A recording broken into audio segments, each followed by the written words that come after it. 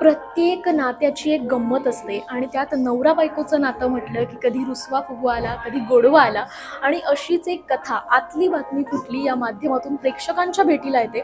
19 सप्टेंबरला हा picture release होतोय आणि आता आपण त्यातल्याच काही प्रमुख कलाकारांची गप्पा मारूया. चला तर मग सुरुवात करूया.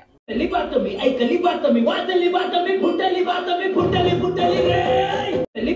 ऐकली बातमी वाचली बातमी फुटली रे. आतली बातमी फुटली आतली बातमी फुटली आतली बातमी फुटली रे.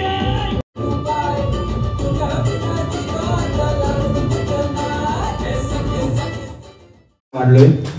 त्याच्यानंतर रोहन टेंगडी मॅडम आलेले आहेत, सिद्धार्थ जाधव सर आलेले आहेत आणि प्रीतम कागणे आपल्या सर्वांचे इथे आलेले आहेत. गणपती बाप्पा मोरया. अजून थोडासा जोश आहे पाहिजे, कारण की सिद्धू आपल्या सोबत आहे आणि तो असताना एनर्जी नसली तर बरं वाटत नाही. गणपती बाप्पा मोरया. क्या बात आहे.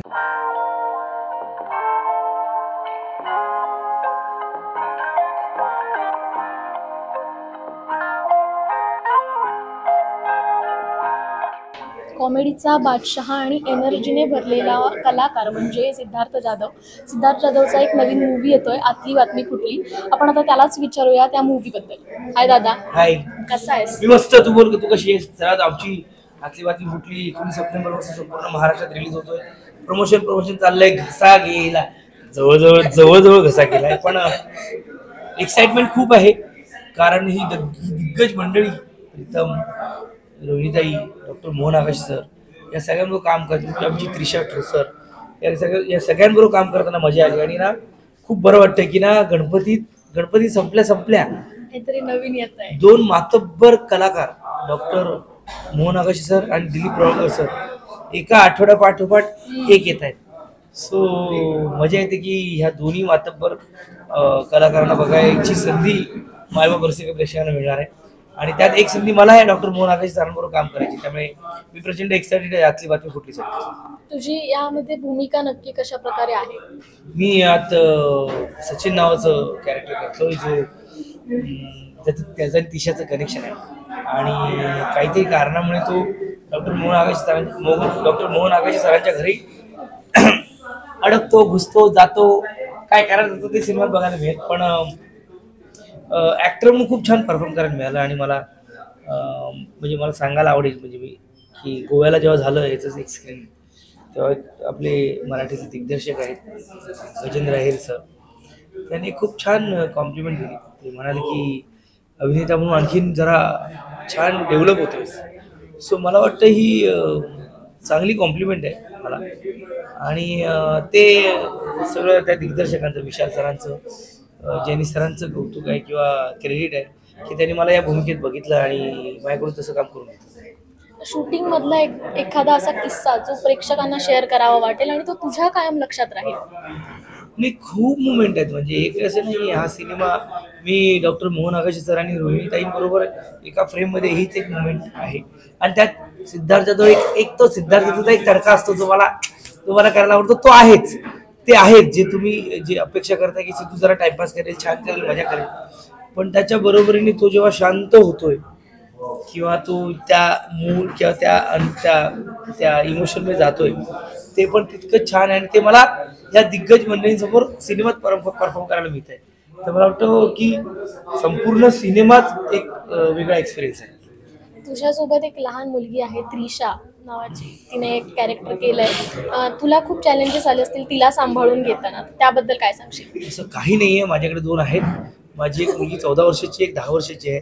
आणि या दोघींबरोबर मी तेवढा दंगा घालतो जेव्हा मी त्रिशावर घातलाय. त्रिशाचं आणि माझं कनेक्शन खूप जुनं आहे. भैरू पहिलवान की जेव्हा सिनेमा तिला खूप आवडतो, त्यावेळी ती मला भैरूच म्हणते. आणि तिच्याबरोबर नाळ 2च्या अवॉर्ड सोहळ्याला किंवा कुठे ती भेटायची आणि ती मला छान भेटायची. या सिनेमात आमचे जे मुवमेंट्स आहेत, जे सीन आहेत, मला वाटतं तिला यावर्षी नॅशनल मिळालं नाळ 2साठी. पण त्या मुलीला प्रचंड समज आहे. एवढी लहान आहे पण तिला समज खूप असते. मला वाटतं की माझं कनेक्शन लहान मुलांशी कनेक्ट होतं, लगेच होतं. ते धक्का असेल, कुटुंब असेल, हा असेल, आणि मी दंगा घालतो लहान मुलांबरोबर. त्यामुळे त्रिशाबरोबरची माझी केमिस्ट्री तुम्हाला नक्की बघायला आवडेल. याबद्दल प्रेक्षकांकडून तुझ्या काय अपेक्षा आहेत? म्हणजे काय कसं त्यांनी रिएक्ट करावं असं काही आहे का डोक्यात? नाही असं काही मायबाप रसिक प्रेक्षकांकडून काय अपेक्षा नाही. ते प्रेम करतायत, गेली 25 वर्ष प्रेम करतायत. 2025 मध्ये एवढी छान छान कामं येत आहेत. आता थांबायचं नाही पासून आतली बातमी फुटलीपर्यंत आहे. पुढेही 2 महिन्यात पुणे काही सिनेमे येणार आहेत. तर मला असं वाटतं की महाराष्ट्रातला मायबाप रसिक प्रेक्षक आहे, एवढे प्रेम करतायत म्हणून मी छान छान कामं करू शकतो. एक सगळ्यात शेवटचा प्रश्न, आता आपल्या दोघांचं गाव सेम आहे, काय सांगशील कोकणाबद्दल? मला खूप मस्त. कोकणाबद्दल काय सांगायचं भाई, प्रेम बाकी काय. पण मला खूप छान वाटलं की तू केळवलीची आहेस. आणि मी पहिलीला असेपर्यंत गावात होतो, मग पहिलीला मुंबईला आलो. पण मुवमेंट आहेत, म्हणजे कोकणात जेव्हा प्रयोगाला जातो किंवा शूटिंगला जातो, एका दुसऱ्या वेळेला घरी जाऊन येतो. पण आई बाबा नेहमीच जातात. ती आंब्याची झाडं आहेत किंवा घर नीट सजवणं, आमची थोरली मळी आहे, भात लावतो, सगळं पण गोड आहे जे काय आहे. आणि कोकण माझ्या जवळ आहे. हा मिस करतोच, पण मी जाणं होतच, पण असं ठरून नाही जाणं होत. बघूया आता लवकरात लवकर बघू हे सगळं. आधी महाराष्ट्रातल्या मायबाप रसिक प्रेक्षकांना, कोकणातल्या मायबाप रसिक प्रेक्षकांना एवढं सांगायचंय, तुमच्या पोराचा पिक्चर तर बघा, पण जाईल, नक्की जाईल.